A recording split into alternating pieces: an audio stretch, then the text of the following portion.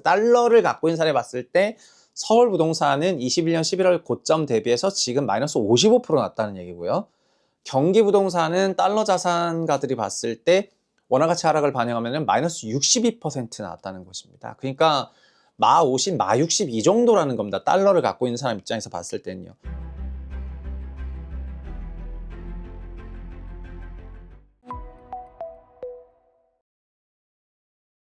안녕하세요, 최부심입니다. 지금 촬영 장소가 좀 변경됐는데 제가 지금 현재 그 도쿄에 나와 있어가지고 그 도쿄에 있는 숙소에서 촬영을 진행을 하겠습니다. 양해를 부탁드립니다. 일단은 설 이후에 부동산 시장에 대해서 출래불사춘이라는 그런 말이 있어가지고 관련한 내용으로 먼저 시작을 해보겠습니다. 일단 우리 채널은 뭐 부동산의 정체성이 있으니까 부동산이라도 좀 제대로 해보자, 뭐 이런 관점입니다. 전문가들이 여러 가지 저한테도 전화가 많이 왔는데요. 뭐 설 이후에 부동산 시장 어떻게 보냐 이런 얘기 문의를 많이 하시더라고요. 그래서 저는 뭐 우리 채널에 제 생각을 계속해서 전달하고 있기 때문에 그냥 그런 거를 좀 참조했으면 좋겠다 이렇게 얘기를 하고 있는데, 어쨌든 미디어에서 이런 조사들을 하고 있습니다. 전체적으로 보면은 매매 시장에 대해서는 준약세를 전망을 하고 전월세 시장 강세를 보시는 분이 조금 많은 것 같습니다. 그리고 항상 이런 질문이 나오면은 뭐 수요 얘기는 잘 안 물어보고 공급 얘기만 물어보거든요. 공급이 내년에 줄어드는데 어떻게 될 것 같아요? 이걸 항상 물어보시는 경향이 있어가지고 질문하고 나서 이제 공급 영향은 뭐 어떻게 됐다 이런 얘기를 하는 것 같습니다. 근데 이 출래불사춘을 또 오랜만에 들으니까 이게 봄이 왔는데 봄이 안 왔다는 말이구나 하면서도 이게 뭔가 싶어가지고 좀 찾아보게 되더라고요. 출래불사춘은 오랑캐 땅에는 꽃과 풀이 없으니까 봄이 와도 봄이 온 게 아니다 라고 하는 중국에서 나온 얘기가 되는 건데요. 사실은 이거는 중국의 그 4대 미인 스토리라고 할 수가 있습니다. 그림이 4대 미인이고요. 먼저 중국 4대 미인은 서시. 서시는 너무 예뻐가지고 물고기가 놀라서 헤엄치는 것을 잊어버렸다고 하죠. 헤엄치는 걸 잊어버렸기 때문에 가라앉게 되는데, 그래서 치머라는 별칭을 갖고 있습니다. 치머 서시. 그리고 두 번째는 왕소군인데, 왕소군은 궁녀들 그림을 그리라고 한 화백한테 다른 궁녀들은 더 뇌물을 줬는데 왕소군만 뇌물을 안 주다 보니까 가장 밉게 그려버렸는데, 그래서 가장 미워서 소위 오랑캐 땅에 이제 혼사를 보내게 되는 그 과정에서 막상 실물을 보니까 가장 예뻤다는 거죠. 그래서 너무 슬퍼가지고 막 울기 시작하고 왕소군은 막 비파 연주를 했는데 비둘기가 슬퍼서 떨어졌다. 요것이 이제 나간이라 그래가지고 나간이라는 별칭을 갖고 있습니다. 그래서 치머 나간 이런 표현이 있고요. 그리고 초선은 삼국지의 히로인이죠. 약간 가공의 인물인데 그 동탁하고 여포 간의 그 관계에서 나오는 그런 등장인물이고요. 근데 초선도 너무 예뻐서 달을 쳐다보니까 달이 부끄러워서 숨어버렸대요. 그래서 초선을 폐월이라고 하고, 마지막이 양귀비인데 이게 당현종의 그 비죠. 근데 꽃을 만지니까 꽃이 부끄러워가지고 접혀버렸습니다. 수화라고 하는데, 뭐 이쯤 되면 사실 뭐 중국 4대 기인들은 일단 사람이 아니고 다 초능력자이고 외계인입니다. 뭐 이 정도 될 정도면은 뭐 딱 만졌는데 꽃이 잠겨 딱 하면 뭐 비행기 떨어지고 비둘기 떨어지고. 자, 그런데 지금 지역별 회복 격차가 일단 부동산 시장이 매일 크거든요. 지금 보시면은 서울의 경우에는 서초는 전고점 기준 108%고 도봉구는 74%이기 때문에 양극화가 굉장히 심하다, 뭐 이런 기사들이 나와가지고 지금 뭐 강남 한복판에 있는 아파트들은 다 마치 굉장한 상승을 한 것 같이 그렇게 묘사들이 되고 있습니다. 구별로 보면은 서초가 가장 높은데 이게 반포가 있기 때문이고, 반포로 인한 그런 효과로 21년 11월 달을 전고점으로 봤을 때 그때가 100이라면 지금 108이고요.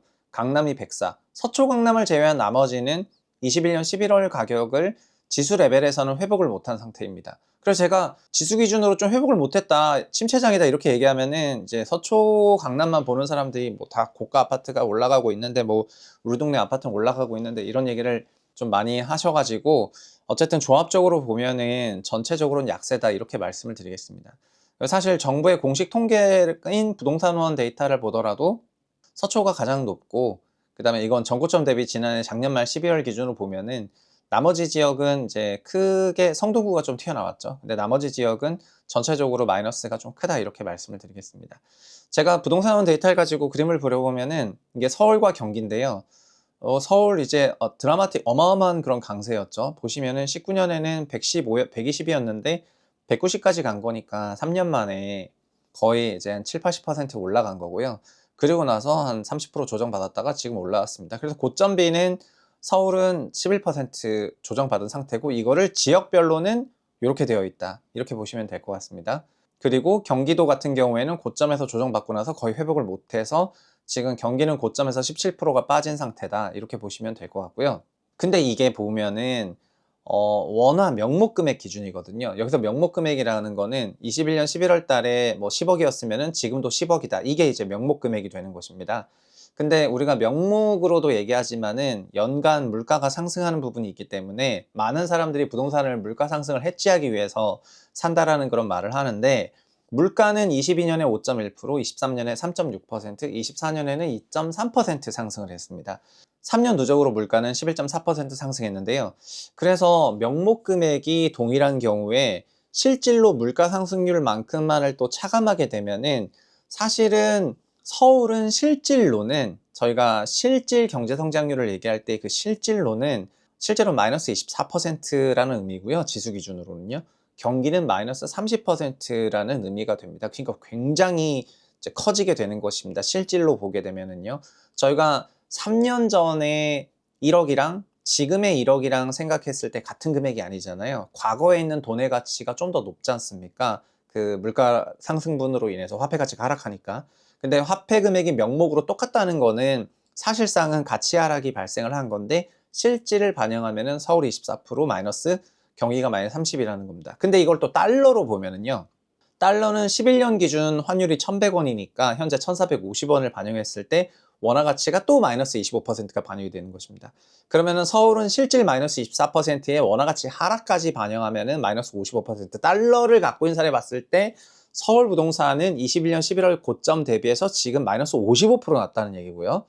경기 부동산은 달러 자산가들이 봤을 때 원화 가치 하락을 반영하면 마이너스 62% 나왔다는 것입니다. 그러니까 마 50, 마 60 이 정도라는 겁니다. 달러를 갖고 있는 사람 입장에서 봤을 때는요. 그러니까 달러 자산으로 회피했던 사람들이, 그러니까 미국 주식 투자하고 비트 사고 이런 사람들이 왜 22년 이후부터 주택 구매 시장에서 굉장히 영향력을 발휘하고 있냐 하면은 이게 여기 이렇게 나온 것입니다. 그러니까 원화 부동산으로만 들고 있는 사람 같은 경우에는 그냥 명목 금액이 얼추 11%밖에 조정받지 않은 상태로 서울 부동산이 왔기 때문에 큰 뭐가 없다고 느껴지겠지만은 사실은 달러로 이거를 갖고 있는 사람이 봤을 때는 마 50%, 마 60%난 거고요. 근데 여기서 심지어 달러화가 아니라 달러 자산을 갖고 있었다 하면은 그 사람 또 자산이 올라 버리잖아요. 그럼 사실상 거의 이제 두 배 격차가 나는 거죠. 거의 한 7, 80%대 그 정도 수준의 하락을 이제 달러 자산을 갖고 있는 사람들이 봤을 때는 본 거나 마찬가지예요. 그러니까 이런 사람들은 본인이 보유하고 있는 달러 자산을 처분해 가지고 한국 부동산을 사는 것이 전혀 이상한 것이 아니고 요즘에 그래서 가장 높은 구매력을 갖고 있는 계층은 미국 주식하는 사람들이 가장 높은 구매력을 갖고 있는 그런 계층이라고 보시면 될 것 같습니다. 그래서 이거는 뭐 당장 뭐 자산 다 팔고 달러 사라 이런 게 아니고요. 결국은 우리가 자산 배분을 해야 되는 이유가 여기에 있는 것입니다. 모든 자산은 사실은 어느 정도는 돌고 돌게 되는데 그 특정 자산에 정말 몰빵하게 되면 피해가 막대하거든요. 많은 경우 부동산 쪽에서는 부동산 자산 집중을 계속해서 부동산을 사들이는 거를 막 천착하듯이 이제 하는 경향이 있는데 그런 게 결코 좋은 것이 아닙니다. 몰빵이라는 거는 그에 수반하는 리스크가 크거든요. 그래서 반드시 자산은 분산을 해야 되는데 과거에는 그게 주식이냐 부동산이냐 등등 그 자산의 성격에 따라서 좀 나누는 것이 일반적이라면은요. 이제는 그 성격만으로 나눠야 되는 것이 아니고 원이냐 달러냐 엔이냐 이런 화폐 기준으로도 자산을 나눠야 되고요. 그리고 그 자산의 투자 성향에 따라 가지고 이게 매각 차익을 노린 것이냐 아니면 현금 흐름을 기대하는 것이냐 이런 식의 분산도 굉장히 필요합니다. 그리고 본인의 현금 흐름과 일자리 이런 거 정말 너무 필요한 건데요. 부동산을 좀 많이 하시는 분들 중에서는 현업을 그만두시는 분도 많이 있는데 부동산 투자하면서 현업을 그만둘 정도는 아니라고 생각하거든요. 그래서 결국은 현업을 절대 그만두지 말라 이런 말씀을 꼭 드리고 싶습니다. 그리고 근본적으로 본인의 파이프라인을 많이 만드는 것이 중요하지 한 파이프라인을 키웠다가 그거 막히면 망하는 거지 않습니까? 제조업체들도 뭐 더블 벤더, 트리플 벤더 이렇게 벤더를 여러 개 두고 있는데 그 부동산이라는 거는 결국은 동등한 매크로 환경을 비슷하게 탈 수밖에 없기 때문에 그게 상업시설이든 주거시설이든 오피스 시설이든 뭐가 됐든지 간에 약간 유사한 자산 특성을 가지고 있어 가지고 가격이 동방향으로 움직이거든요. 그래서 그런 부분으로 인해서 결코 몰빵하지 말라, 이런 거를 오늘 그 사례를 통해 가지고 좀 설명을 드리고 싶습니다. 어쨌든 오늘의 한 줄 결론은요. 자산은 결국은 분산을 해야 되고, 분산은 여러 가지 차원의 분산이 있다. 그래서 주식과 부동산만이 분산이 아니고, 달러도 100% 달러로 너무 몰빵했을 경우에는 그땐 또 달러가 약세로 전환했을 때 온 데미지를 다 받아야 되는 거기 때문에, 결국은 이제 주변을 보면은 투자를 잘하는 사람들은 자산 배분이 적절한 규모로 좀 밸런스가 있게 좀 잘 되어 있다, 이런 말씀을 드리겠습니다. 그래서 그런 거를 좀 추구해야 된다. 여기서 뭐 올레더 해야 되냐 뭐 그런 게 아닙니다. 이제 올레더는 코로나 이후에는 이제 죽은 정신이라고 저는 생각을 하고요. 근본적으로는 원 달러에 대해서 6대 4 정도로 이제 밸런스를 갖고 가고요. 달러 자산을 좀 더 많이 갖고 가는 것이 맞을 것 같습니다. 그런데 달러 자산을 갖고 간다 하면은 또 주식으로만 몰빵하거나 가상 자산으로만 하는 경우가 있는데, 근데 주식뿐만 아니라 부동산이라든가 이런 복합적인 자산, 그리고 현금흐름 발생 자산, 주식도 오르면 매각 차익성만 아니라 이제 배당을 많이 주는 그런 주식들로도 분산 배분을 하고, 이렇게 포트폴리오 관리를 좀 잘 하시기를 바라겠습니다. 오늘 여기까지 하겠습니다. 감사합니다.